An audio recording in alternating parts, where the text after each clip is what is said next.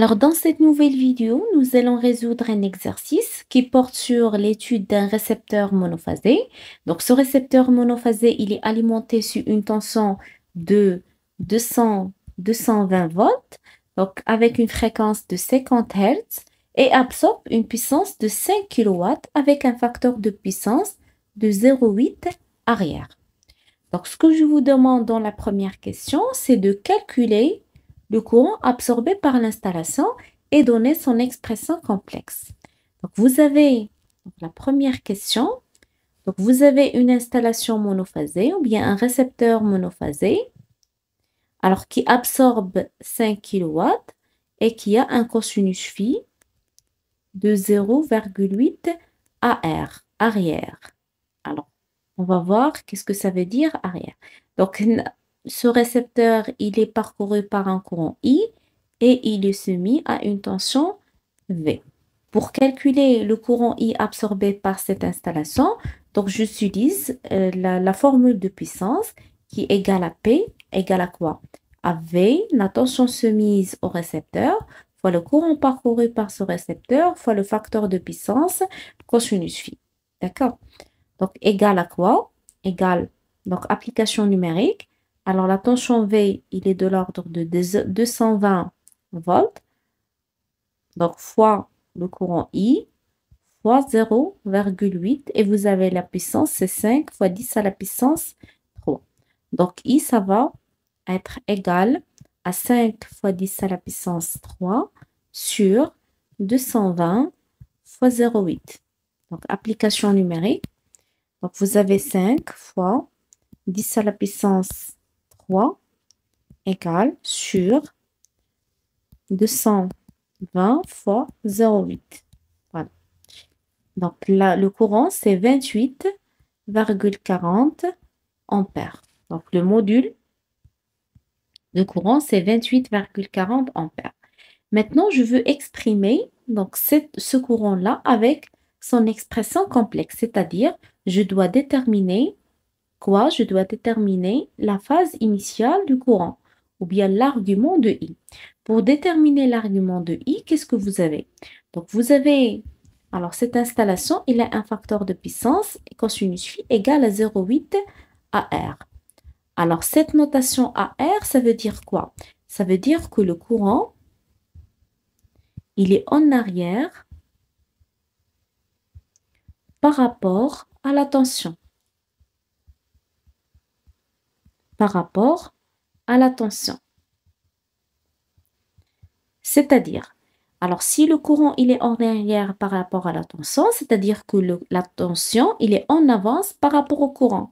Si la tension il est en avance par rapport au courant, donc on a déjà vu que si la tension il est en avance, ça veut dire que le déphasage il est positif. Et il s'agit d'un circuit qui est inductif. Voilà. Donc qu'est-ce qu'on va... Alors on sait déjà que le cosinus phi il est pair, c'est-à-dire il est égal à 0,8, c'est-à-dire phi égale à l'arc cosinus de 0,8. Ça peut être phi positif et ça peut être négatif. Donc si j'indique ici un cosinus phi qui est à R, c'est-à-dire le courant c'est en arrière par rapport à la tension, ça veut dire que automatiquement que le déphasage il est positif. Donc d'après la formule du déphasage, à quoi est égal le déphasage? C'est phi U moins phi I. Donc on a déjà supposé que la tension il est alors la tension ici j'ai la tension V qui est à l'origine des phases. Donc je suppose que alors la tension V, donc celui-là, c'est à l'origine des phases. C'est-à-dire que je peux écrire V sous forme complexe, c'est 220 exponentielle J0. Donc voilà. Donc je vais déterminer phi I. Donc l'objectif, c'est de déterminer la phase initiale de I. Phi I à quoi est égal? Donc phi U, c'est 0. Donc c'est égal à moins phi, qui est égal à moins arc cosinus de 0,8. Égal moins arc cosinus. Donc arc cosinus de 0,8 c'est 36, donc c'est moins 36,86 degrés. Donc, c'est la phase initiale du courant. Donc, je peux écrire le courant sous la notation complexe ou bien sous la forme exponentielle. C'est la valeur efficace du courant, c'est 28, c'est 28,40 exponentielle moins J 36,86 degrés. Donc, qu'est-ce que vous remarquez? Que la phase initiale du courant, il est négative. Et déjà, la phase initiale de la tension, c'est 0. Donc, le courant, il est en arrière par rapport à la tension. Alors, c'est pour cela, donc, on dit qu'il s'agit d'un circuit qui est inductif. Alors, si vous trouvez que vous avez un cosinus phi qui est égal à 0,8 AV, ça veut dire quoi? Ça veut dire que le courant, il est en avance par rapport à la tension.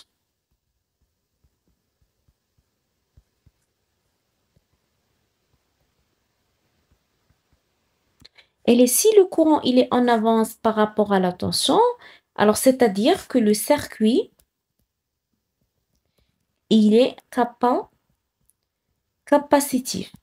Pourquoi? Parce que le déphasage de la tension par rapport au courant, ça sera négatif. Donc, si le déphasage de la tension par rapport au courant, il est négatif, ça veut dire que le courant, il est en avance par rapport à la tension. C'est-à-dire que la tension qui est en retard par rapport au courant. Donc, voilà en ce qui concerne la première question. Alors, la deuxième question, c'est je vous demande de calculer la valeur du condensateur à brancher en parallèle avec cette installation pour améliorer son facteur de puissance jusqu'à 0,95. Donc ici, je vais...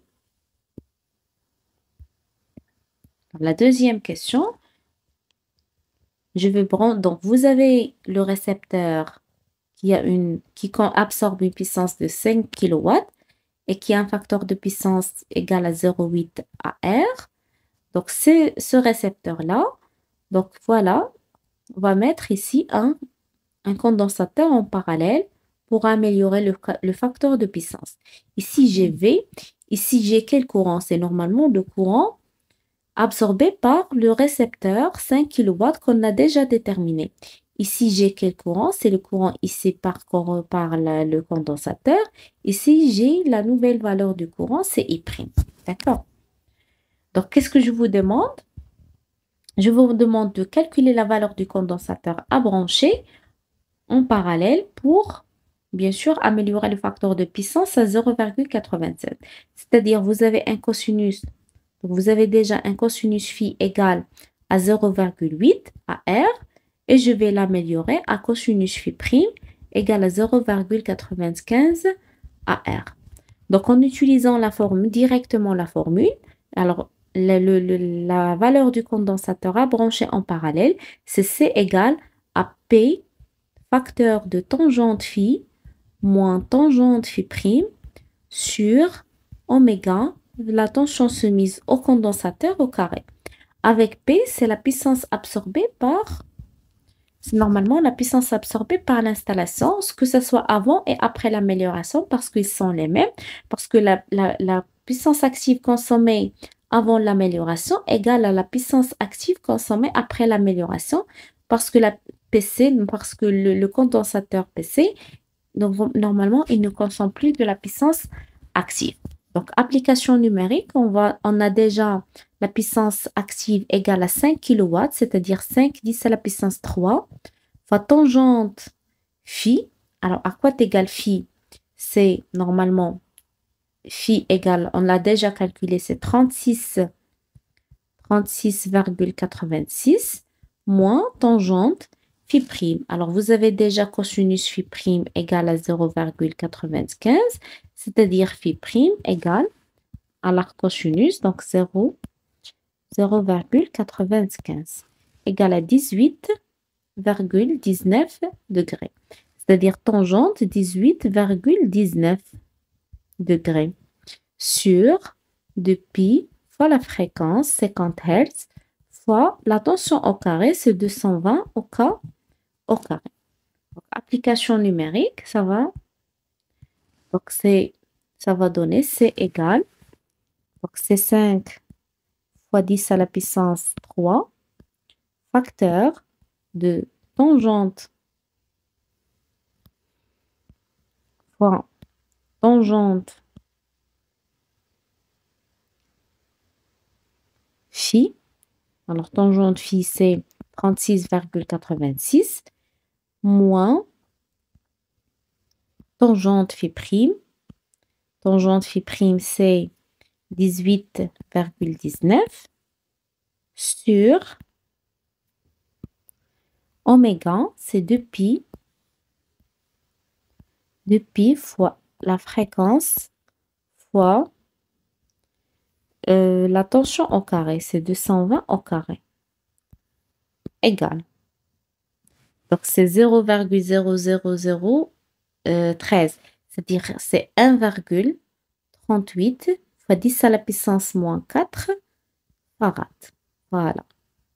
Voilà la valeur du condensateur à brancher pour améliorer le cosinus phi de 0,8 à 0,95. Et bien sûr, quel est l'objectif de l'amélioration du facteur de puissance? C'est tout simplement diminuer, alors diminuer quoi? Diminuer la puissance réactive absorbée par l'installation. Diminuer la puissance réactive. Alors, diminuer le courant absorbé par l'installation. Diminuer les pertes. Diminuer la chute de tension. Donc, voilà. Donc voilà les objectifs de l'amélioration du facteur de puissance. Donc, on continue. Alors, j'ai déjà calculé la valeur du condensateur. Alors, la troisième question maintenant. On branche une charge d'impédance Z égale à R plus JX en parallèle avec l'installation précédente. La nouvelle valeur de courant est I' égale à 42 ampères avec un facteur de puissance de 0,9 à R. Donc, je vous demande, donc voilà la question, donc la troisième question, je vous demande de calculer le courant dans la charge Z et identifier son impédance. C'est-à-dire, je vais calculer seulement le courant, bien sûr, sur la notation complexe alors parcouru par la charge Z, je vais identifier son impédance, c'est-à-dire, je vais trouver la valeur de R et je vais trouver la valeur de X. Je vais tracer, alors, le circuit. Alors, la troisième question. Donc, vous avez l'installation monophasée qui est composée d'un récepteur d'impédance Z. Alors, il est parcouru par un courant IZ. Alors, en parallèle, vous avez un condensateur qu'on a déjà branché en parallèle pour améliorer le facteur de puissance. Et vous avez un autre récepteur qui consomme 5 kW avec un cosinus phi de 0,8 à R. Donc, ici, c'est le courant I absorbé par l'installation de 5 kW. Ici, vous avez le courant IC et ici, le courant IZ. Et bien sûr, le courant total, ça sera I'. Alors, cette installation, il est soumise à une tension V qui est à l'origine des phases. Donc, voilà le schéma. Donc, je vous demande dans un premier lieu de calculer ou bien de déterminer le courant IZ. Donc, à quoi égal en appliquant loi de nœud dans un régime alternatif sinusoïdal. Donc, I' à quoi égal? C'est normalement c'est IZ plus IC plus le courant I. Donc, voilà. Donc, l'objectif, c'est de trouver IZ égale à quoi? C'est normalement le courant I' moins le courant IC moins le courant I. Donc, voilà. Donc, le courant I', donc je vais déterminer le courant I'. J'ai déjà la valeur efficace de I', c'est 42 ampères. Et j'ai le cosinus phi total, c'est-à-dire cosinus phi' égale à 0,9. Alors, avec phi', c'est le déphasage entre la tension V. Donc, phi', c'est le déphasage entre la tension V et le courant I'. Donc, je peux déduire ici phi' égale à quoi? C'est l'arc cosinus l'arc cosinus de 0,9. Donc, c'est 25,84 degrés. Donc, voilà phi prime. Pour trouver maintenant, l'objectif, c'est de trouver la notation complexe de I', c'est-à-dire d'écrire sa valeur efficace qui est 42 exponentielle J phi I prime. Donc, phi I prime, c'est la phase initiale du courant. À quoi est égal phi I prime? Alors, j'ai déjà phi prime égale à phi U moins phi I prime.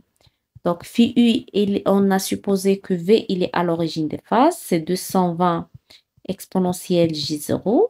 Donc, vous avez phi U égale à 0. Donc, phi I prime égale à moins phi prime, qui est égal à moins 25,84 degrés.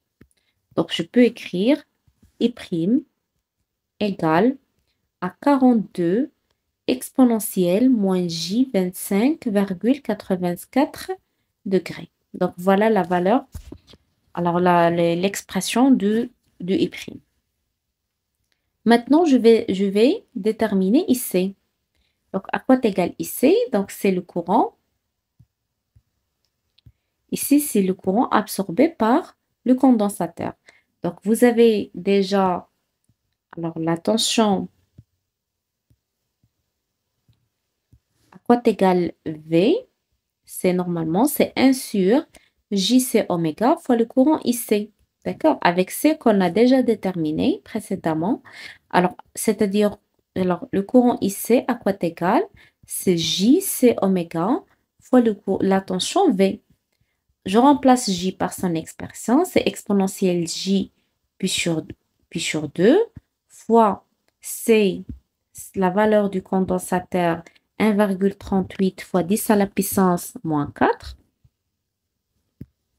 Donc, c'est 1 fois 1,38 fois 10 à la puissance moins 4 fois de pi fois 50 fois la tension, c'est 220 exponentielle J0.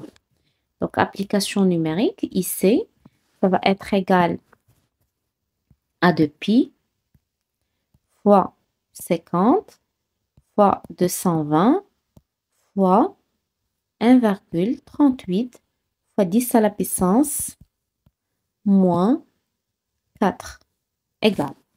Donc, égal à 9,53 exponentielle J pi sur 2. Voilà. Donc, voilà l'expression complexe de IC. Maintenant, il reste à déterminer. Donc, on a déjà I égale à quoi? C'est 28, donc je vais vérifier. Alors, c'est 28,4 exponentielle. C'est 28,40 exponentielle moins J, 36,86 degrés. Voilà. Alors, maintenant, je vais déterminer IZ. À quoi est égal? C'est normalement c'est I' moins IC moins I égale. I' c'est 42 exponentielle moins J 25,84 moins IC c'est 9,53 exponentielle J pi sur 2 moins I c'est 28,40 exponentielle moins J 36,86 degrés. Donc, égal. Donc, je vais mode complexe. Voilà. Donc, c'est 42 exponentielle shift moins 25,84 moins 9,53 exponentielle pi sur 2, c'est 90 moins 28,40 exponentielle moins 36,86 degrés égal. Donc, celui-là, c'est sous forme A plus JB. Je veux écrire ça sous forme Rθ, c'est shift 2. Alors, je vais choisir Rθ, R exponentielle Jθ. Donc, ça va donner 18,54 exponentielle moins J 35,56 61°. Voilà. Donc, le courant IZ. Alors, pour identifier l'impédance Z, je dois déterminer l'impédance Z. Tout d'abord. Alors, à quoi est égale l'impédance Z? Alors, l'impédance Z, c'est normalement VZ ou bien c'est V égale à quoi? Égale à Z fois le courant parcouru par l'impédance, c'est IZ. Donc, je déterminer l'impédance complexe de Z. À quoi est égal? C'est V sur IZ. Avec V, c'est 220 exponentielle J0 sur IZ. C'est combien? C'est 18,54 exponentielle moins J 35,61.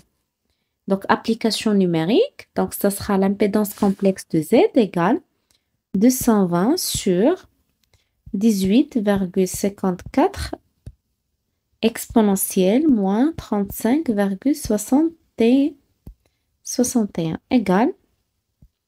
Donc, shift 2 sous forme Rθ, ça va être égal à 11,86 exponentielle J 35,61 degrés.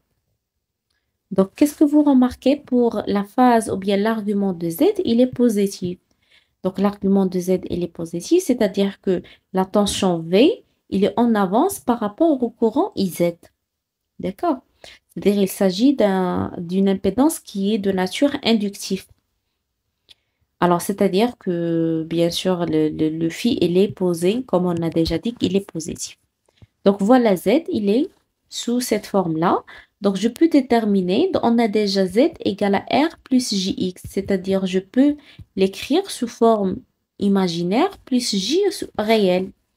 Donc, c'est 11,86 cosinus 35,61 plus J 11,86 sinus 35,61 égale. Donc, vous avez 11,86 fois cosinus 35,61. Donc, c'est 9,64 plus J. Alors, 11,86 fois sinus 35,61. Donc, ça va être plus J, 6,90. Donc, voilà Z. Donc, qu'est-ce qu'on peut tirer de ça? Que R égale à 9,64 ohms et X égale à 6,90 ohms. Et voilà les éléments de Z.